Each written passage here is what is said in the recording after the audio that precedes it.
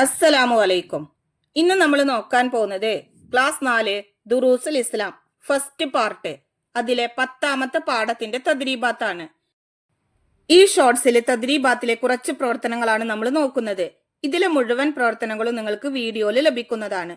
നോക്കൂ, തദ്രീബാത്തിലെ 1ാമത്തെ പ്രവർത്തനം നഖ്റഉ വനഫ്ഹം, വായിച്ച് മനസ്സിലാക്കാനുള്ളതാണ്. ഈ പാഠത്തിൽ പഠിച്ചിട്ടുള്ള വാക്കുകളും അതിന്റെ അർത്ഥങ്ങളും നമുക്കിവിടെ കൊടുത്തിട്ടുണ്ട്. നമുക്കതൊന്ന് വായിച്ചു നോക്കാം. കുലു, നിങ്ങൾ ഭക്ഷിക്കുക. സുലുസുൻ, 1/3. ഇഷ്റബു, നിങ്ങൾ കുടിക്കുക. ബാക്കി, ബാക്കി. ലാ തുസ്രിഫു, നിങ്ങൾ അമിതമാക്കരുത്. തൗലീം, ആദരിക്കൽ. തബീബ്, ഡോക്ടർ. അത്ഗമ, ഭക്ഷിപ്പിച്ചു. മറലുൻ, രോഗം. റസക, നൽകി. ജൂഉൻ, വിശപ്പ്. ഖുവ്വത്തുൻ, ശക്തി. ബത്നുൻ, വയർ. ഹലാലുൻ, അനുവദനീയമായത്. മലഅ, നിറച്ചു. നൗമുൻ, ഉറക്കം. വിആഉൻ, പാത്രം. അഖ്ലുൻ, ബുദ്ധി. തഗാമുൻ, ഭക്ഷണം. ലഹ്മുൻ, മാംസം. ഷറാബുൻ, പാനീയം.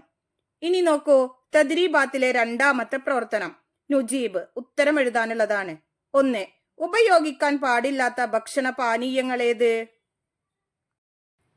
ഉത്തരം, ശരീരത്തിനും ബുദ്ധിക്കും ഹാനികരമായ ഭക്ഷണ പാനീയങ്ങൾ ഉപയോഗിക്കാൻ പാടില്ല.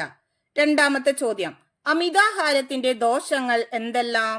ഉത്തരം, അമിതാഹാരം ആരോഗ്യത്തിന് ഹാനികരമാണ്.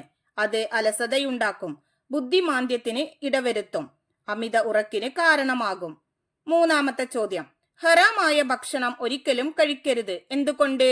ഉത്തരം, ഹറാം കഴിച്ചു വളർന്ന ശരീരം നരകത്തിന് അർഹതപ്പെട്ടതാണ്. അതുകൊണ്ട് ഒരിക്കലും ഹറാമായ ഭക്ഷണം കഴിക്കരുത്.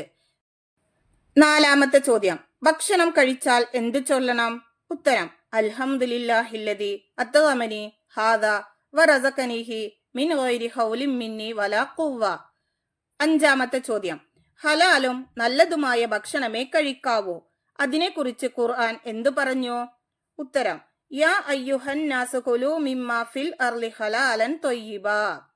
6ാമത്തെ ചോദ്യം, ഭക്ഷണം കഴിക്കാൻ തുടങ്ങുമ്പോൾ ബിസ്മി മറന്നുപോയ ആൾ ഇടയ്ക്ക് ഓർമ്മ വന്നാൽ എന്തു ചൊല്ലണം? ഉത്തരം, ബിസ്മില്ലാഹി അവ്വലഹു വ ആഖിറഹു.